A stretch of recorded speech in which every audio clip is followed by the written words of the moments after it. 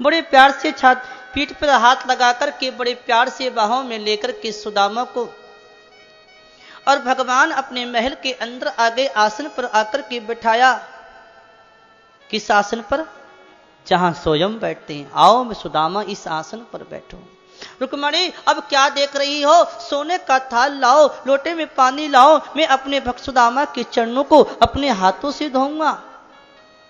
देखिए सारा संसार तो भगवान के चरणों को धोता है, लेकिन भगवान अपने भक्तों के चरणों को धोते हैं।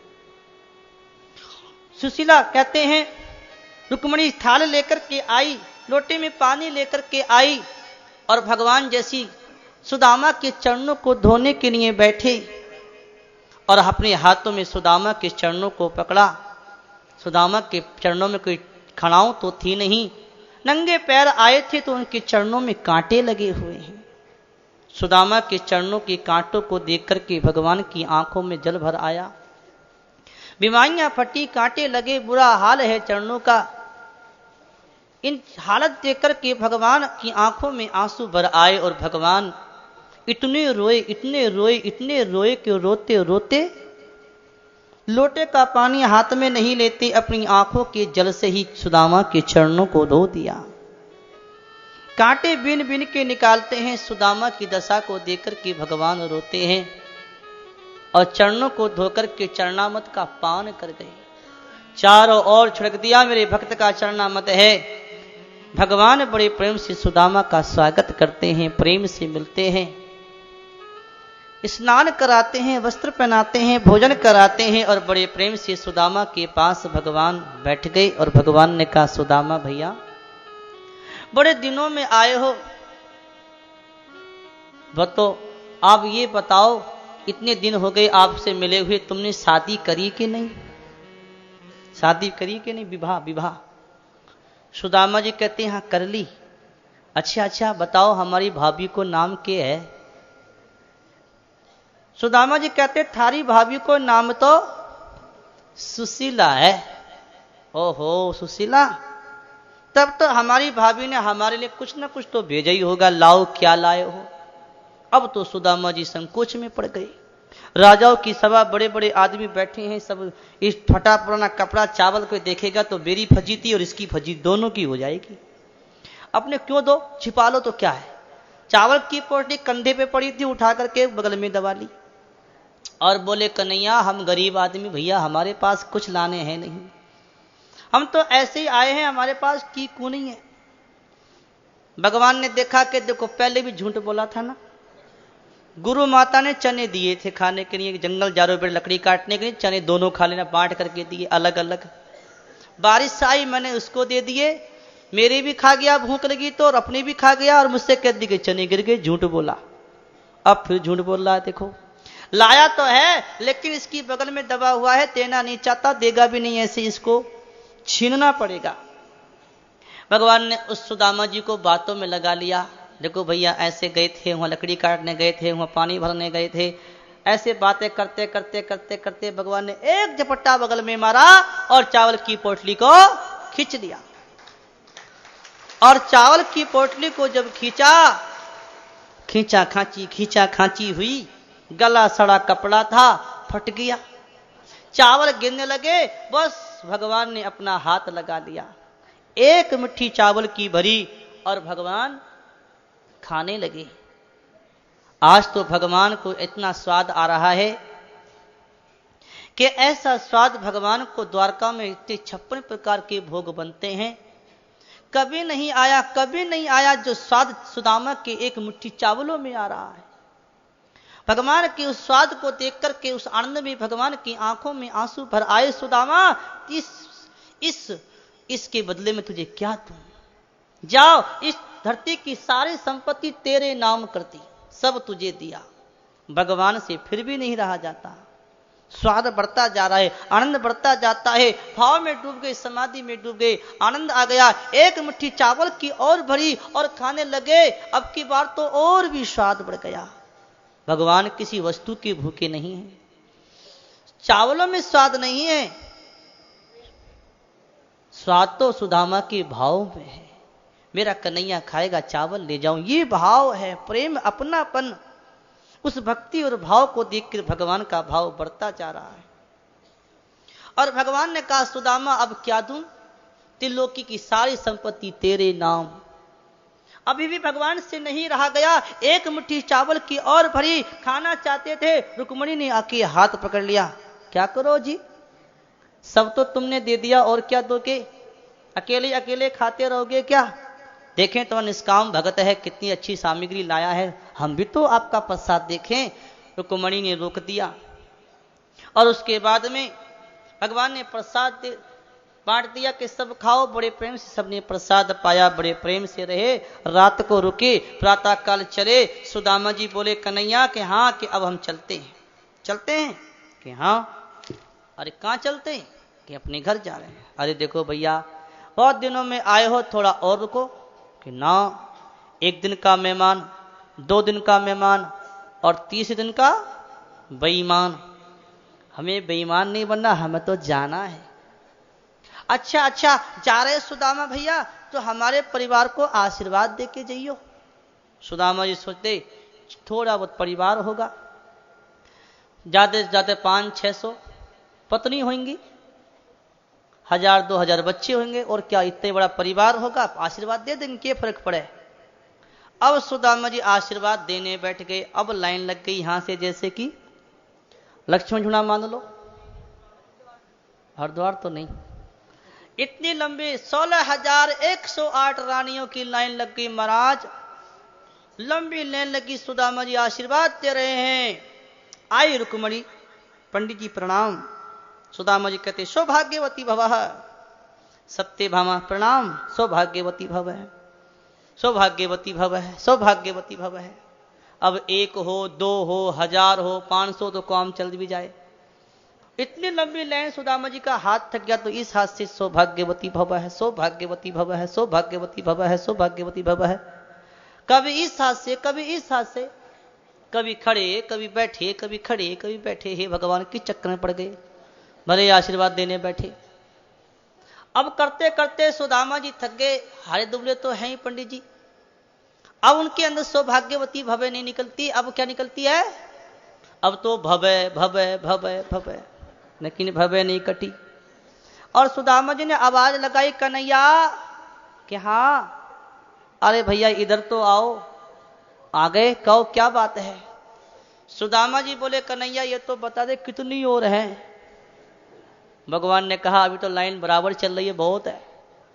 16,108 हैं, बालक अलग हैं, उनको भी देना पड़ेगा आशीर्वाद। तब सुदामा जी बोले, बस बस भैया, तेरे परिवार को आशीर्वाद देता रहा तो मैं अपने घर नहीं पहुंच पाऊंगा, मेरा तो राम नाम यही हो जाएगा। मैं तेरे को दे देता हूं, तू सबको बांट देना, मैं चलता हूं। सुदामा जी चल दिए, जैसे आए थे और वैसे ही जा रहे हैं। देखो निष्काम भक्त है, कुछ नहीं चाहा, कुछ नहीं मांगा। भगवान ने कहा, रुक्मिणी देखा मेरे भक्त को, कितनी दूर से आया, एक कपड़ा भी तो नहीं मांगा। जो कुछ से कुछ नहीं चाहता है, मैं उसे सब कुछ देता हूं। विश्वकर्मा जाओ, इस सुदामा की कुटिया की जगह बड़े बड़े महल खड़े कर दो। विश्वकर्मा ने आकर के कुटिया की जगह महल खड़े कर दिए। सुदामा जी चलते चलते अपने स्थान पर आए, कुटिया की जगह महल देख करके कहा, अरे किसका महल, किसने क्या किया। इतने में अंदर से सुशीला आ गई, पूजा का थाल लेके स्वागत करने आई। कहा, तू कौन है? कि मैं आपकी सुशीला। ऐसी सुशीला? कि हाँ वही सुशीला हूं। ये सब क्या है सुशीला? कि स्वामी ये सब आपके जाने का चमत्कार है, कन्हैया ने ये सब चमत्कार किया है। सुदामा जी कहते हैं, सुशीला अगर महलों में भजन होता तो राजा महाराजा कभी महल छोड़ के नहीं जाते। भजन महलों में नहीं होता है, भजन तो झोपड़ी में अच्छा होता है। सुशीला कहती है, तो महल तुम काहे को मानते हो? भगवान का दरबार मानो, भगवान का प्रसाद मानो। हम कहाँ रहते हैं? भगवान के ही दरबार में रहते हैं, भगवान का ही काम करते हैं, भगवान के जनों की सेवा करते हैं, भगवान का प्रसाद पाते हैं। हम भगवान के हैं ये मानो। तुम घर क्यों मानते हो, महल क्यों मानते हो? भगवान का दरबार मानोगे तो कोई बंधन नहीं है। समझा लिया। और कहते हैं उसके बाद सुदामा जी बड़े प्रेम से रहे और रहते हुए भगवान का भजन करते करते करते करते ग्रस्त में रहकर के भगवान का भजन किया। अंत में परमात्मा के चरणों में लीन हो गए। बोले भक्तवत्सल भगवान की। अब क्या करें, समय तो हो गया, अब तो तेजी से भागना पड़ेगा। आप कथा को ध्यान से सुनते रहना। बहुत अब थोड़ी सी कथा और 10, 15, 20 मिनट और लग जाएं लगभग। आज तो लास्ट दिन है, अगर थोड़ी देरी हो जाए तो कोई परेशानी है क्या? कोई परेशानी नहीं, ठीक है तो बैठे रहो आराम से। सुखदेव जी कहते हैं कि हे परीक्षित, एक बार की बात, सर्वग्रास सूर्य ग्रहण हुआ और भगवान सारे यदुवंशियों को लेकर के अपने कुरुक्षेत्र प्रभात क्षेत्र में आए। कुरुक्षेत्र में आए और वहां आकर के महाराज स्नान किया। गोपियां भी आईं, यशोदा मैया भी आई, नंद बाबा आए, भगवान सबसे मिले, गोपियों को ब्रह्म ज्ञान का उपदेश किया। और वहां वसुदेव जी ने बड़ो यज्ञ किया और बड़े महात्माओं को जिवाया, दान दक्षिणा दी, सत्संग हुआ। द्रौपदी आदि वहां मिले भगवान की पत्नियों से। और उसके बाद में वसुदेव जी अपने घर चले आए। सब अपने सुना था कि अर्जुन का विवाह सुभद्रा के साथ हुआ, अर्जुन ने हरण किया। आप हमारे दादा और दादी का विवाह की कथा सुनाओ, दादा दादी का विवाह कैसे हुआ? सुखदेव जी कहते हैं कि अर्जुन सुभद्रा को चाहते हैं, सुभद्रा अर्जुन को चाहती हैं, लेकिन महाराज बलराम जी चाहते हैं कि सुभद्रा का विवाह दुर्योधन के साथ हो। अर्जुन को पता लग गया, दंडी स्वामी का रूप बना करके प्रभात क्षेत्र में जाकर के बड़ा ज्ञान का उपदेश किया। बलराम जी देखे कोई पहुंचे हुए महात्मा है, चलो घर ले जाओ, सेवा करेंगे। महात्मा जी को ले आए। अर्जुन महात्मा बन के आए हैं। भगवान ने पहचान लिया, ये अर्जुन है, ये तो महात्मा नहीं है। पूछा, अर्जुन तू महात्मा बन के क्यों आया? कि सुभद्रा को लेने आया हूं। सुभद्रा क्या चाहती है? कि जो मैं चाहता हूं। वो सुदेव देव की क्या चाहते हैं? कि जो मैं चाहता हूं। और कौन नहीं चाहता? कि बलराम जी नहीं चाहते। कि ठीक है, मैं समझा दूंगा बलराम जी को, देवी के मंदिर से ले जाना। सुभद्रा को बता दिया कि अर्जुन है, तुझे लेने आया है। देवी की पूजा करने गई और सुभद्रा को रथ में बैठा करके अर्जुन ले गए। बलराम जी को आया क्रोध, उठाई अपनी गदा दौड़े। कन्हैया ने पैर पकड़ लिए, क्या कर रहे, फजीती कराओगे? अब तो ले ही गया, शादी तो करनी है। कि करनी है तो ऐसे करनी है क्या? तो नहीं करनी है तो तुमने अपने सुभद्रा के मन की बात पूछी, अपनी जबरदस्ती क्यों करते हो? बहन की खुशी में हमारी खुशी है, हमारी बात मानो। सुभद्रा अर्जुन को चाहती है, अर्जुन सुभद्रा को चाहते हैं, वसुदेव देव की हमारे माता पिता भी चाहते हैं, मैं भी चाहता हूं, तुम नहीं चाहते बलराम भैया, तुम भी चाहो, उसी में खुशी है। उसके दुर्योधन के साथ करना ठीक नहीं है। समझा दिया। बलराम जी के बात समझ में आ गई और बड़े प्रेम से धूमधाम से विवाह कर दिया। इस प्रकार से भागवत में वेद स्तुति है। जैसे कि महाराज सूत गण, बंदीगण आदि राजा की स्तुति करके प्रातः कर उनको जगाते हैं, ऐसी वेद स्तुतियां भगवान की महिमा को गा करके उनको जगाती हैं और उनकी महिमा का वर्णन करती हैं। भागवत में शिव जी का संकट मोचन आता है। एक राक्षस था, ध्यान से सुनना, बड़ी सुंदर कथा आई। ब्रकासुर नाम का एक असुर था। उसने नारद जी से पूछा कि हे नारद जी, ये बताओ ऐसा कौन सा देवता है जो बहुत जल्दी प्रसन्न हो जाए? नारद जी ने कहा कि वो देवता तो एक ही हैं। कौन है? कि शंकर भगवान। बहुत जल्दी राजी होते, तब तो करूंगा। शंकर भगवान की आराधना में लग गया प्रकाशुर और अपना मांस काट काट के स्वाहा करने लगा। शंकर भगवान प्रसन्न हो गए। वरदान मांगो। उसने कहा कि ऐसा वरदान दो जिसके सिर पे हाथ रख दो भस्म हो जाए। कथा था आज तो ऐसा ही होगा। उसने देखा कि शंकर के पास सती है, शक्ति है।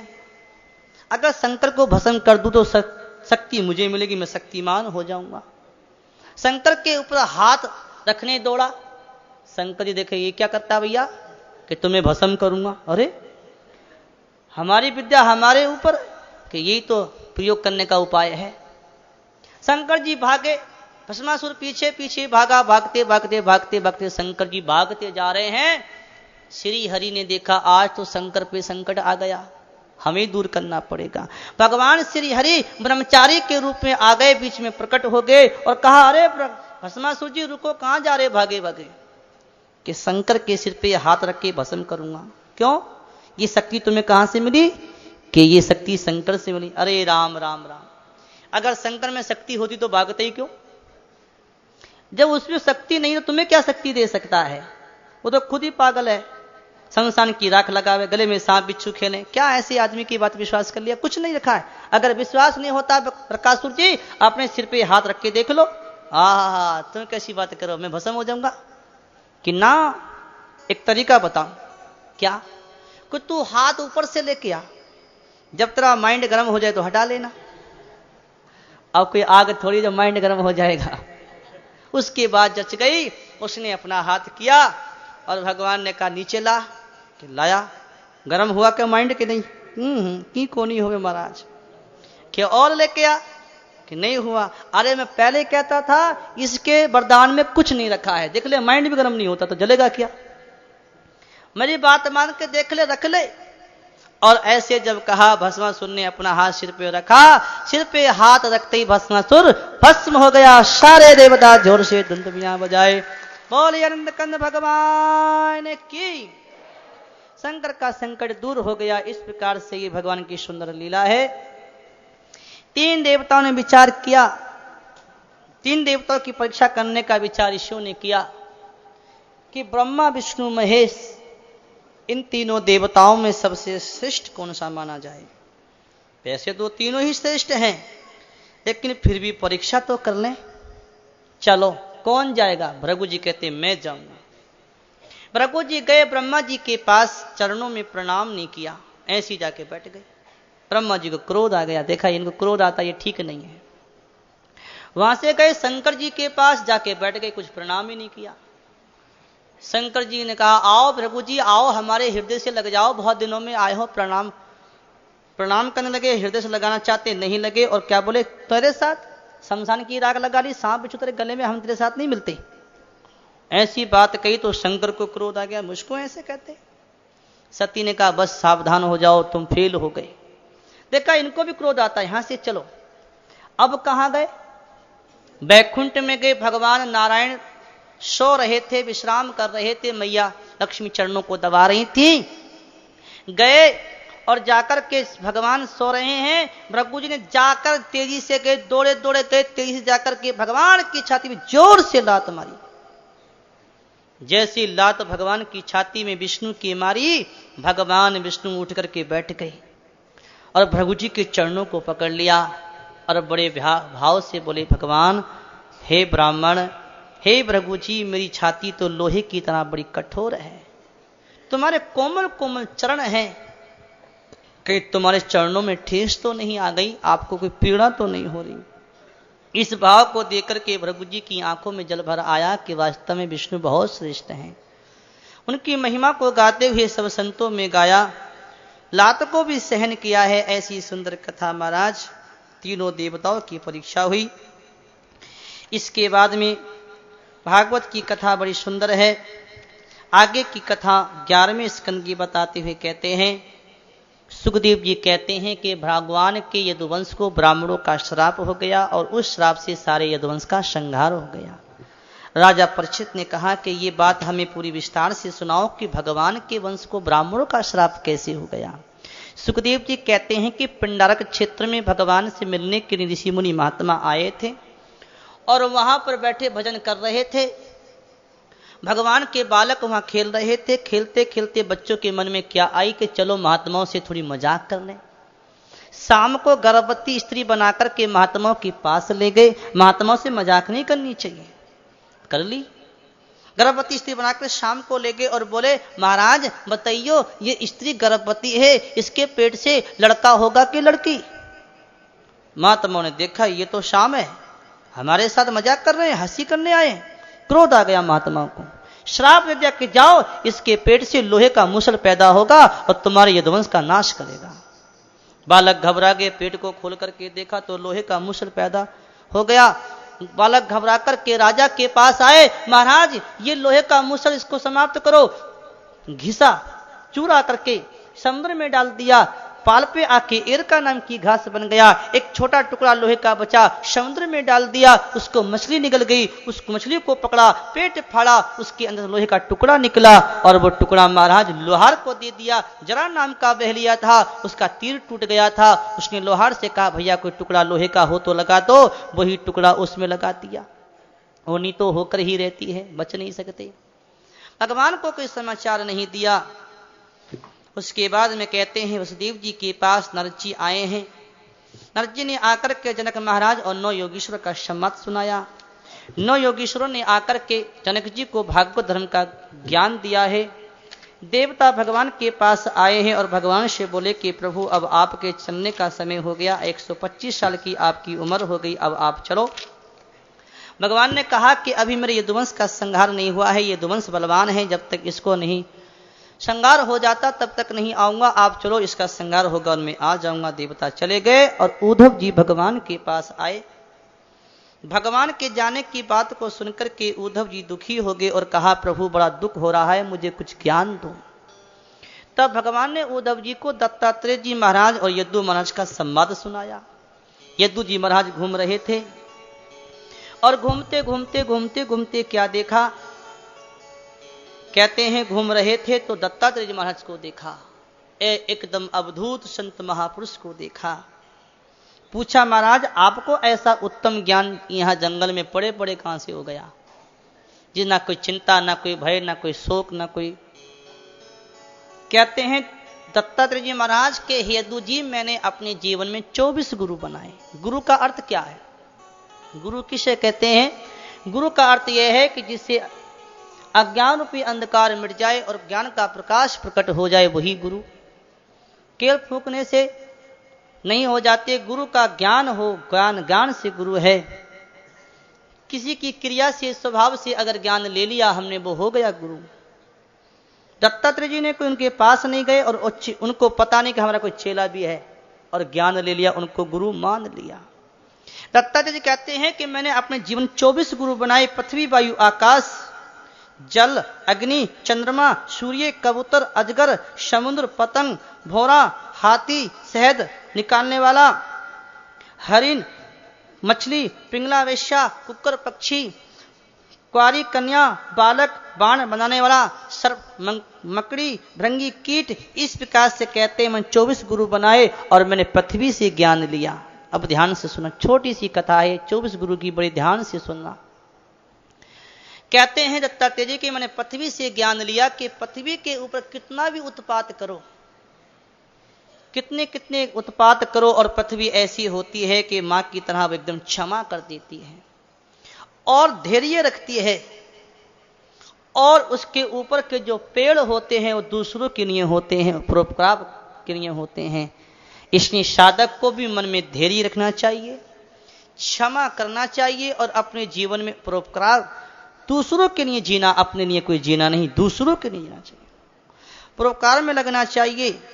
मैंने वायु से शिक्षा ली। वायु, अंदर की वायु ऐसी होती है कि अपने पास भोजन इतना रखती है जितना उसको भूख शांत हो जाए, संग्रह नहीं करती। ऐसी साधक को भी संग्रह नहीं करना चाहिए। संग्रह करने से आदमी का भजन नहीं होता और उस संसार का चिंतन होता है।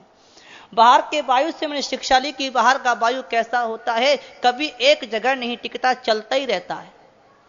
आज यहां करूंगा, वायु टिकता है क्या? चलता रहता है। ऐसे साधक को भी एक जगह चिपकना नहीं चाहिए, चलते रहना चाहिए, कहीं भी मत टिको। और वायु चलता रहता है। संत स्वामी जी तो कहते कि भैया क्या बनो, रबड़ की गेंद बनो, मिट्टी के लड्डू मत बनो। मिट्टी का लड्डू फेंक करके दीवार पे मारो तो चिपक जाता है, और रबड़ की गेंद फेंक करके मारो तो चिपकती नहीं, वापिस आ जाती है। ऐसे रबड़ की गेंद बने रहो, कहीं मत चिपको, कहीं आसक्ति मत करो, सबसे उपराम रहो। मैंने आकाश से शिक्षा ली कि आकाश तो एक होता है और वही अलग अलग, कोई घटाकाश कोई मठाकाश बन जाता है। मटकी के अंदर हो या मटके के अंदर, आकाश तो एक ही है, पात्र अलग अलग हैं लेकिन आकाश सब में एक ही है। ऐसी शरीर अलग अलग हैं लेकिन सबके अंदर आत्मा एक ही है। आत्मा दो नहीं, आत्मा सब में एक है, शरीर सबके अलग अलग हैं। मैंने जल से शिक्षा ली कि जल स्वच्छ और चिकना मधुर होता है। ऐसी साधक को लोक पावन जीवन को पवित्र बनाना चाहिए। अपने जीवन में कोई दोष नहीं हो, कोई अवगुण नहीं हो, लोक पावन होना चाहिए, स्वभाव से शुद्ध होना चाहिए और वाणी से मीठा बोलना चाहिए। बाण का घाव भर सकता है, वाणी का घाव नहीं भरता, इसलिए वाणी को समझ के बोलो। ऐसी वाणी बोलिए जो मन का आपाक होए और उनको शीतल करे, अपनो मन शीतल होए। ऐसा सुंदर ज्ञान दे रहे हैं। बोलिए आनंद कंद भगवान की, भगवान की जय। नींद ना आ जाए, ध्यान से सुनना। और कहते हैं मैंने शिक्षा ली, सूर्य से शिक्षा ली, मैंने कबूतर से शिक्षा ली। सूर्य से शिक्षा क्या ली कि सूर्य भगवान क्या करते हैं, 8 महीना समुद्र से जल को अपनी किरणों से खींचते हैं और ऊपर ले जाते हैं और 4 महीने धरती पर समय आने पर वर्षा देते हैं। ऐसे योगी लोग, सज्जन महापुरुष लोग क्या करते हैं, भोग तो भोगते हैं संसार के निर्वाह के लिए, लेकिन समय आने पर उनका भी त्याग कर देते हैं और परमात्मा के भजन में लग जाते हैं। मैंने कबूतर से शिक्षा ली कि एक कबूतर था और वो अपने बच्चों से बड़ा प्रेम करता था। उसके छोटे छोटे बच्चे शिकारी के जाल में फंस गए। पत्नी ने देखा जब बच्चे फंस गए तो मैं क्या करूंगी जी करके वो भी उसमें कूद के फंस गई। और जब वो भी फंस गई तो कबूतर के मन में आया कि मेरी प्यारी पत्नी, मेरे प्यारे बच्चे, इनके बिना तो मैं जी नहीं सकता, ये मैं इनके बिना नहीं जी सकता। बड़े मोह में फंस गया और उस जाल में कूद करके फंस गया और मारा गया। ये आसक्ति ने उसको मारा। इसलिए कभी भी संसार में किसी में कहीं आसक्ति मोह ममता नहीं करनी चाहिए, उनसे सावधान रहो। इसके बाद कहते हैं मैंने शिक्षा ली, मैंने हाथी से शिक्षा ली कि हाथी को पकड़ने वाले क्या करते हैं कि एक बड़ा खड्डा खोलते हैं, उसके ऊपर लकड़ी की काट की हथनी खड़ी कर देते हैं। हाथी दौड़ा हुआ आता है और खड्डे में गिर जाता है। हाथी को पकड़ने वाले हाथी पकड़ लेते हैं। हथनी की आसक्ति में आकर के खड्डे की ओर भागा था, खिड़ गया। इसने सन्यासी को, साधक को तो कहते हैं कि काट की बनी स्त्री का भी स्पर्श नहीं करना चाहिए। स्त्री उसके लिए मूर्तिमान मृत्यु है, इससे सावधान रहना चाहिए। मैंने मछली से शिक्षा ली कि मछली कैसी होती है, लोभ के वश मारी जाती है। कांटे में रोटी का टुकड़ा, मांस का टुकड़ा पानी में डाल देते हैं, मछली उसको लोभ के वश खाने आती है, दौड़ी दौड़ी और कांटे में फंस जाती है और मारी जाती है। ऐसी साधक को भी लोभ नहीं करना चाहिए। पाप का बाप कौन है? पाप का बाप है लोभ। कभी लोभ नहीं करना, लोभ के वश आदमी मारे जाते हैं, पाप में लग जाते हैं, इसलिए लोभ नहीं करना, लोभ पाप में लगाता है। कहते हैं मैंने हिरण से शिक्षा ली। हिरण को पकड़ने वाले क्या करते हैं, एक पुंगी बजाते हैं, पुंगी संगीत बजाते हैं और उस संगीत में वो हिरण बड़ा मस्त हो जाता है और भूल जाता है सब कुछ, उसमें नाचता है और पकड़ने वाले उस हिरण को पकड़ लेते हैं। ऐसी साधक को भी कभी भी विषय संबंधी सांसारिक गीत नहीं गाने चाहिए, नहीं तो हिरण की तरह मारे जाओगे। कहते हैं विषय संबंधी गीतों में नहीं लगना चाहिए, विषय संबंधी गीत नहीं गाने चाहिए।